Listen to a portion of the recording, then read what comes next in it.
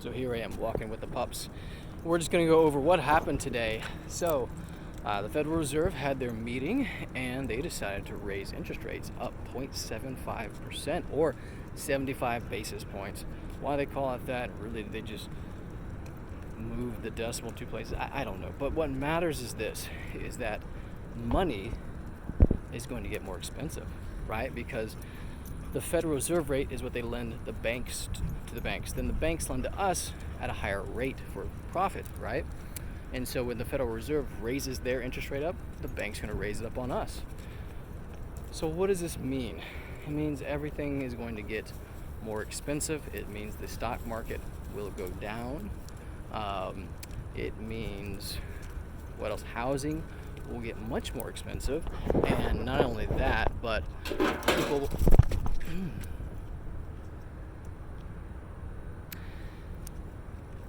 That's what I get for having a puppy. Anyway, what was I saying? So, housing will get more expensive to purchase because your monthly rate is going to be higher.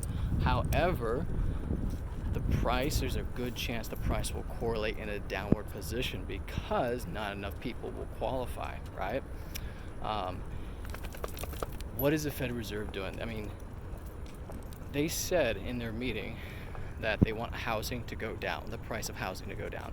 It shouldn't be Federal Reserve Powell, Chairman Powell, his words were basically, it shouldn't be the case that houses are going to the first buyer who puts, 10% over asking price on there.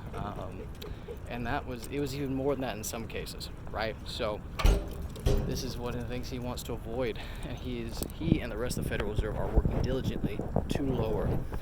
So, I'm not shy about it. I invest in minerals, and part of this is going to be just kind of an ad hoc state of the economy address, right, or what's going to happen according to what I see. The question I get a lot of times is, James, what are you investing in? Where are you putting your money? And there's only a few assets that I see that are viable for the next few years, right? Because unless you're trading, unless you're just wholesaling or something like that, you want to buy and hold for a little bit. You're not going to just buy today and sell tomorrow.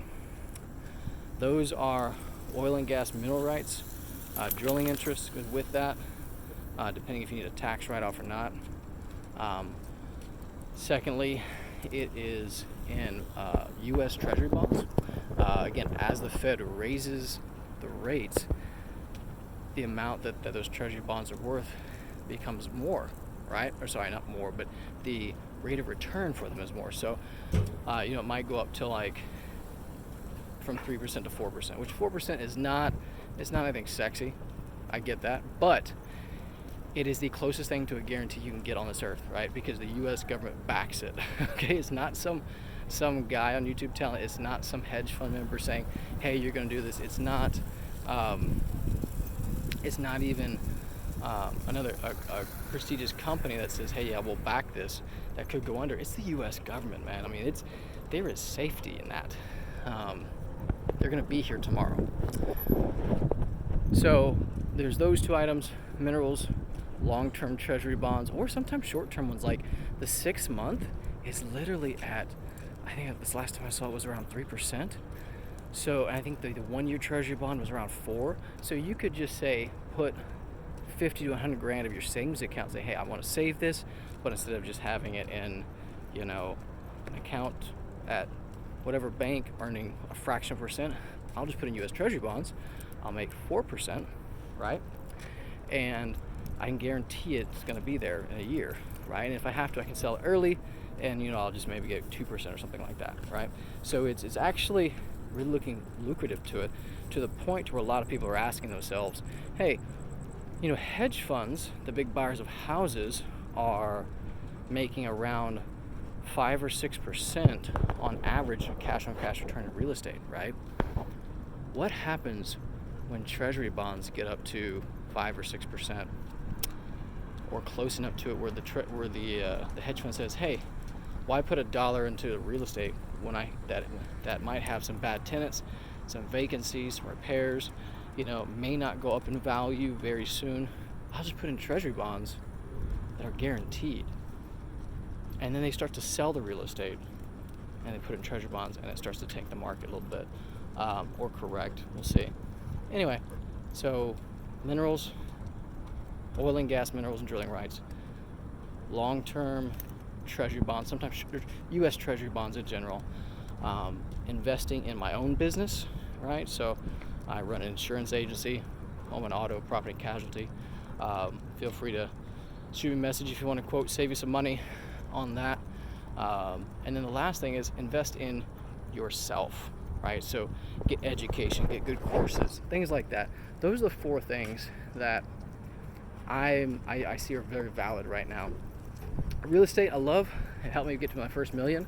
It helped a lot to get my first million, actually. I love it. And why am I not buying into there? Because the market is so frothy right now. It feels like it could go down. I don't know if it's going to be a quick going down. I think it's going to be a very slow deflation of the housing market, especially as the Fed raises interest rates, right? That whole, hey, it's all about cash flow, but when we have all-time high prices and interest rates rising really quickly, then it becomes less worth it. The juice is not worth the squeeze. The risk is not worth the investment. So that's why I'm like, I don't think I should sell, my minerals, which are producing at like 30 or 40% returns right now, which is great. One-time payment, you get your returns. It's a hard asset. It's just good stuff, man. Oh, I am enjoying that. And I'm thinking we got like 6 more months to go before oil and gas is really bad next year. And again, even in that area, it doesn't become worth the squeeze. If you're interested in that, just shoot me a message. I can hook you up. Part of what I do is help investors get into areas like that for passive income. But why would I sell it and go into real estate when it just seems the market's so shaky, right? What other assets should I put my money into? Like Bitcoin, cryptocurrency, they're down 60% this year already, right? And a lot of the big talking heads I'm listening to are saying, hey, it's going to go down even further. And they're saying they're going to start to nibble at buying it around 15,000, but it may bottom out at 7, 8, or 9,000. Now, if you're a crypto guy, you're like, you're gonna throw a rock at me, maybe a fake Bitcoin or a Bitcoin or something like that.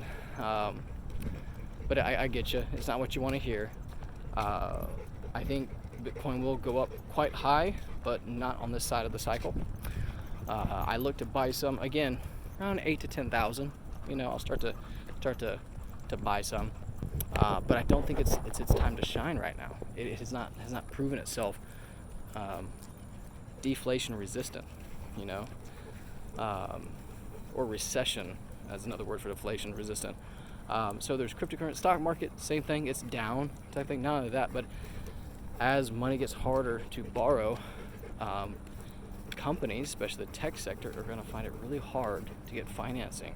Or is the financing even going to be worth it, right? At the same time, the financing that you are selling your product to, if you have that big of a product, so cars, homes, planes, other businesses, items for the businesses, if they finance the product that you are selling, it gets even more expensive for them. And there's only so much of a squeeze before they say, hey, we can't afford it. And they either stop buying, they go to your competition that might be just a little bit better, making it cheaper, or they say, hey, how can we do without? How can we find something out to go around you to figure out our needs at an affordable way? What other sectors are there? Running your own business, again, that's what I would put into. If you're going to start one and you want to start it, I would just encourage you not to go into debt right now for it if you can. But there's not many other sectors that I see are very viable right now. It feels like all of them are on the frills type thing. Oil is set to go up pretty high after the election. They kind of rigged it that way, which, okay. So I'm going to be pretty happy. And, I think it's going to be pretty rough rough as in the prices are going to be high the next 3 or 4 years. We'll see what happens when we get a new president. But even then, it still should be should be very, very good. But eventually, you know, I'll come to a point where I'm going to sell my minerals, because though I'm a huge fan of oil right now in the state that we're in, you know, it's going to have its highs, and you got to trade off and wait for something else. But when that happens, you got to ask yourself, what else you got to put it into that looks like a good investment? And I can't find any others besides myself, my business. I'm not going to really put a lot into treasury bonds right now, you know. I put a little bit of it into it. You know, gold is, let's talk about gold, silver. Those are both down. Gold is down like a few $100s this year. And it looks like it's going to keep falling. Silver too. However, physical is probably up when you have the amount that you have to pay for for actually getting it in physical form. Anyway, so here's my point. Just want to give you a little economic update on what the Fed did, on where I'm at in my thinking of the economy. You know, people are saying the housing market's going to go up.